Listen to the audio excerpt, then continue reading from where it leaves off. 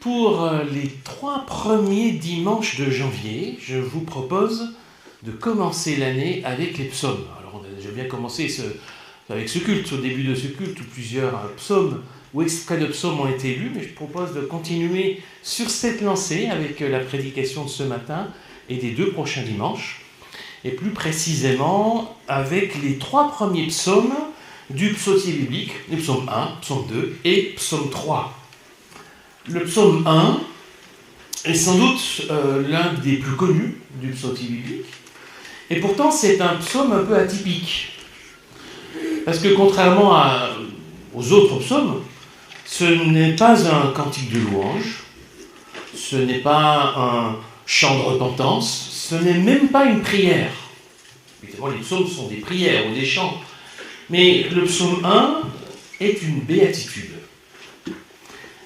Et du coup, une béatitude, me semble-t-il, convient particulièrement bien à ce premier dimanche de l'année, ce premier culte de 2025, puisque ce début d'année est en général l'occasion, et on l'a fait en se voyant pour la première fois ce matin, de présenter nos meilleurs vœux aux uns et aux autres, autrement dit, de nous souhaiter une bonne année, une année heureuse, on l'espère, et c'est ainsi que commence ce psaume, par heureux. Alors, je vous invite à lire ce psaume premier, que voici. Heureux celui qui ne suit pas les conseils des méchants, qui ne s'arrête pas sur le chemin de ceux qui se détournent de Dieu, et qui ne s'assied pas avec ceux qui se moquent de tout. Ce qu'il aime, au contraire, c'est l'enseignement du Seigneur. Il le médite jour et nuit. Il est comme un arbre planté près d'un cours d'eau. Il produit ses fruits quand la saison est venue, et son feuillage ne perd jamais sa fraîcheur. Tout ce qu'il fait réussit. Mais ce n'est pas le cas des méchants. Ils sont comme des brins de paille dispersés par le vent. C'est pourquoi au moment du jugement, ces gens-là ne sont pas admis. Dans l'assemblée des justes, il n'y a pas de place pour eux. Le Seigneur connaît la conduite des justes, mais la conduite des méchants les mène au désastre. Alors, commençons rapidement avec quelques mots d'explication de ce psaume. Vous l'aurez remarqué, ce psaume commence par dire d'abord ce qu'il ne faut pas faire, en parlant de personnes qu'il s'agit d'éviter pour ne pas agir comme elles. Les méchants, ceux qui se détournent de Dieu, traduisez de façon traditionnelle par les pécheurs, ou ceux qui se moquent de tout, les moqueurs, en gros, grosso modo, désignent à peu près les mêmes personnes. On peut considérer ces 3 termes comme des quasi-synonymes ici, dans ce psaume, avec quelques nuances, mais en gros, ils désignent ensemble, on va dire, les attitudes qui sont contraires à ce que Dieu attend de nous. Par contre, les verbes qui sont associés à ces 3 types de personnes, eux, évoquent une progression. Ne pas suivre, ne pas s'arrêter, ne pas s'asseoir. Ne pas suivre, ne pas s'arrêter, ne pas s'asseoir. Comme si, à chaque fois, on franchissait une nouvelle étape. Comme si on entrait dans une sorte de spirale qui nous entraîne à nous arrêter, à nous asseoir, qui, étape après étape, nous installe dans une pensée, dans une attitude, dans des paroles qui ne sont pas conformes à ce que Dieu veut pour nous. Et plus on s'y installe, plus c'est difficile de se remettre en route. Ça demande plus d'efforts de se relever pour repartir que de simplement s'arrêter et repartir. Quant à ce qu'il convient de faire pour être heureux, selon Dieu, c'est résumé en une seule phrase. Il s'agit d'aimer l'enseignement du Seigneur et le méditer jour et nuit. Littéralement, le texte en hébreu parle du plaisir, le plaisir dans la Torah du Seigneur. Une formule qui est forte, qui évoque bien plus que de l'intérêt. Il ne s'agit pas simplement de s'intéresser à l'enseignement du Seigneur. Il s'agit d'y trouver son plaisir. Et cela en tout temps, de jour comme de nuit. Ça ne veut pas dire qu'on doit se priver de sommeil, évidemment. Mais ça veut dire que dans tous les instants et les temps, les moments de notre vie, notre plaisir, on peut le trouver dans la parole du Seigneur. C'est alors que vient une promesse pour le juste, pour le croyant, pour celui qui trouve son plaisir justement dans l'enseignement du Seigneur, une promesse qui apparaît sous la forme d'une métaphore, une image, celle d'un arbre, un arbre qui est planté près d'un cours d'eau et qui donc a une source directe d'irrigation, et grâce à cela, il se développe, il porte du fruit. Ça, c'est la promesse. Et ensuite, il y a une parole de jugement sur le méchant, sur celui qui se détourne de Dieu, avec cette fois-ci une autre métaphore. Ils sont comme de la paille dispersée par le vent. Et là, évidemment, ces deux métaphores qui se télescopent montrent un contraste étonnant. D'un côté, on a un arbre fort, vigoureux, qui porte du fruit, et de l'autre côté, on a de la paille qui s'envole au gré du vent. Quel contraste! Autrement dit, la voie du juste, la voie du croyant, la voie qui est présentée comme ici, comme étant comparable à un arbre planté près des cours d'eau, cette voie du juste est bien préférable, et de loin, à celle du méchant. Et avec ce psaume, nous pouvons affirmer que la vie avec Dieu est celle qui peut nous rendre heureux. Voilà ce que nous invite à entendre, à recevoir, à croire ce psaume. La vie avec Dieu est celle qui peut nous rendre heureux. Alors ce que je vous propose dans ce début d'année, c'est à partir de ce psaume que j'ai rapidement parcouru avec vous pour l'expliquer, vous proposer ces deux saisons 3 bonnes résolutions possibles. 3 bonnes résolutions, inspirées de ce psaume. Vous en ferez ce que vous voulez, c'est le propre des bonnes résolutions, mais peut-être qu'elles pourraient nous aider à être heureux. En tout cas, c'est le psaume qui semble bien le dire. La première résolution que je vous propose, c'est d'éviter les mauvaises fréquentations. C'est une résolution qui est déduite du début du psaume que nous avons expliqué. Il me semble que cette phrase résume assez bien finalement la triple mise en garde qu'on a au verset 1. Éviter, refuser, fuir les mauvaises fréquentations. Évidemment, encore faut-il, et c'est toute la difficulté, discerner quelles sont les mauvaises fréquentations. C'est un travail sans doute à faire pour chacun, pour soi-même, discerner pour soi-même où sont peut-être les mauvaises fréquentations dans notre vie, et sans forcément toujours écouter ce que les autres en disent. Je dis ça parce que si on lit les évangiles, on ne doit pas oublier quand même que les pharisiens, par exemple, donc des gens très bien, des religieux, des croyants, eh bien les pharisiens estimaient que Jésus avait de mauvaises fréquentations. Il ne devrait pas aller avec les gens avec qui il allait manger même parfois. Donc, oui, il ne suffit pas d'entendre dire que telle ou telle personne sont des mauvaises fréquentations pour que ce soit vrai. Il s'agit de chacun de discerner. En gros, de discerner quelles sont les personnes qui ont une mauvaise influence sur nous. Autrement dit, qui ont tendance à nous entraîner loin de Dieu, d'une manière ou d'une autre. Alors, on ne peut pas faire de liste absolue par rapport à ça, mais c'est à nous peut-être, à chacun, de nous interroger ou de nous demander ce qui peut-être dans notre vie sont des mauvaises fréquentations. Et là, il ne s'agit pas d'être naïf ou d'être simpliste. Ce n'est pas juste une question de chrétien ou pas chrétien, comme si tous les chrétiens étaient des bonnes fréquentations et tous les non-chrétiens des mauvaises fréquentations. C'est loin d'être aussi simple que ça. Je suis persuadé qu'il y a des chrétiens qui sont des mauvaises fréquentations pour nous, et qu'il y a des non-chrétiens qui sont des bonnes fréquentations pour nous. Voilà, il faut avoir un peu plus de finesse dans le jugement et dans le discernement.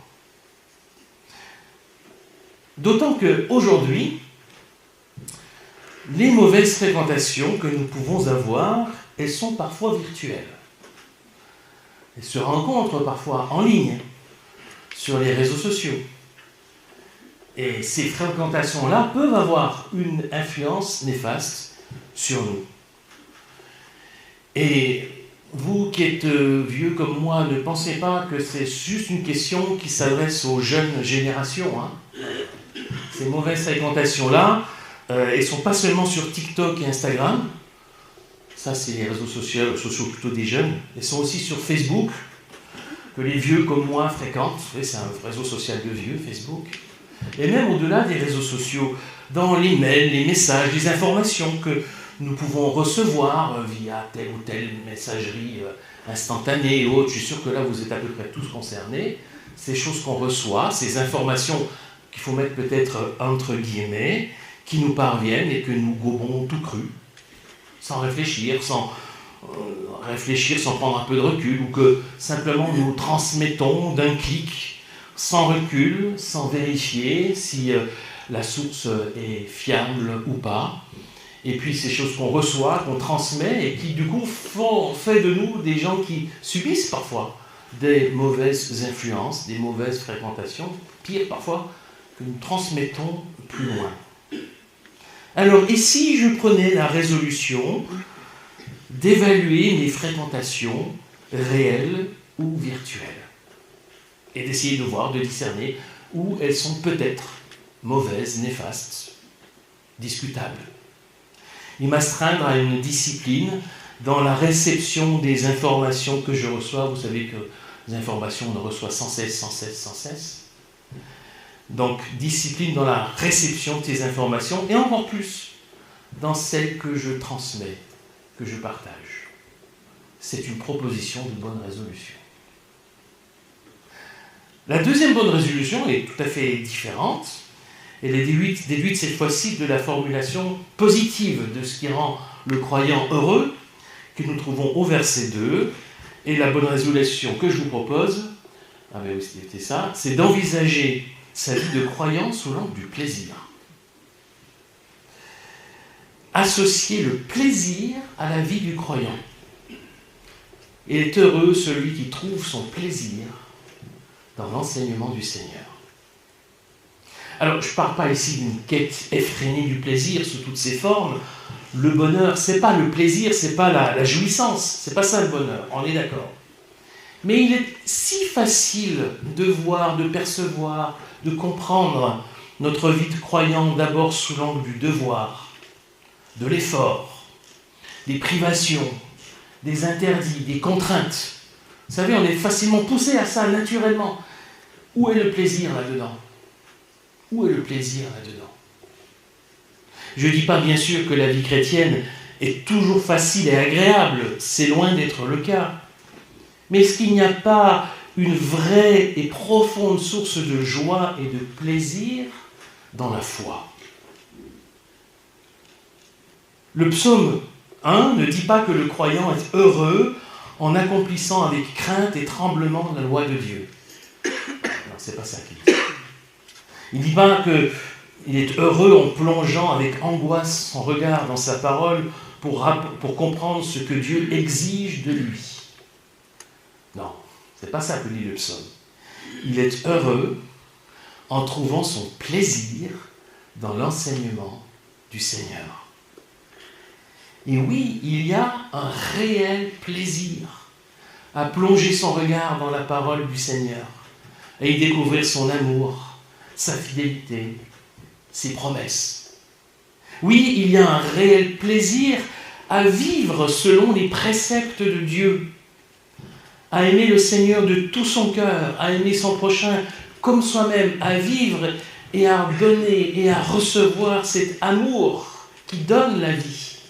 Oui, il y a un vrai plaisir à comprendre ce à quoi Dieu nous appelle, la façon dont il nous associe à son projet, la manière dont son royaume nous rejoint et nous transforme. Est-ce qu'il n'y a pas là de véritables sources de joie et de plaisir ? Et si je prenais la résolution d'envisager ma vie de croyant sous l'angle de la joie et du plaisir plutôt que du devoir et de la contrainte. Voilà la résolution que je vous propose. Non pas pour me soustraire à mes responsabilités de chrétien, mais pour les envisager comme une occasion d'entrer pleinement dans le bonheur que Dieu m'offre. Envisager sa vie de croyant sous l'angle du plaisir. Troisième bonne résolution, vous choisirez celle qui vous convient, pas de problème. Si vous voulez prendre les trois, vous pouvez. Mais vous choisissez. La troisième bonne résolution, c'est d'accepter le temps et les saisons. En fait, cette bonne résolution-là, elle est déduite de la double métaphore au cœur de ce psaume de l'arbre et de la paille. La différence entre l'arbre et la paille, elle est aussi dans ce qu'on pourrait appeler le rapport au temps, dans le rapport aux saisons. La paille, elle est coupée chaque année. L'arbre, il demeure, il reste en place. La paille a bien produit du fruit, du blé, de l'orge, de l'avoine, mais elle est coupée. L'arbre produit du fruit, mais il demeure. Donc, il ne s'agit pas seulement de porter du fruit, l'enjeu n'est pas seulement de porter du fruit, mais de demeurer. Pour produire certes du fruit, le moment venu. Mais ce qui compte, c'est de demeurer. Dans la métaphore, vous aurez remarqué que l'arbre ne porte pas toujours du fruit. Il porte du fruit lorsque le moment est venu. Pourtant, il demeure. Et son feuillage, vous est-il dit, garde sa fraîcheur parce que l'arbre est vivant. Il est vivant même s'il ne produit pas de fruits. Nous avons aussi des saisons dans notre vie. Certaines de ces saisons sont fertiles, d'autres sont plus arides. C'est ça la vie. Il y a des saisons arides et des saisons fertiles. Ce qui est important, c'est de persévérer, c'est de demeurer. Et pour cela, il faut accepter qu'il y ait ce temps qui est variable, qui change. Il s'agit d'accepter que dans notre vie, il y a des saisons. Or, nous ne sommes pas maîtres des saisons de notre vie. C'est Dieu qui nous fera porter du fruit le moment venu. Alors, et si je prenais la résolution de faire confiance à Dieu pour les fruits qu'il produira dans ma vie, lui confier le temps, lui confier les saisons de ma vie. Et prioritairement, de mon côté, développer mes racines pour être là, pour demeurer. Développer mes racines pour m'ancrer dans le sol de la parole du Seigneur et pour m'abreuver au fleuve de son esprit et laisser Dieu agir pour le reste.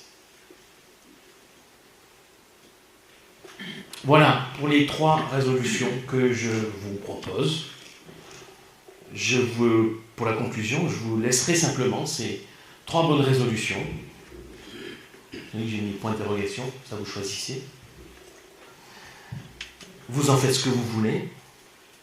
Peut-être vous sentirez-vous plus concerné par l'une ou par l'autre. Évitez les mauvaises fréquentations. Envisagez sa vie de croyant sous l'angle du plaisir. Acceptez le temps et les saisons de la vie. Avec ces 3 résolutions, simplement, je vous souhaite une bonne année 2025. Amen.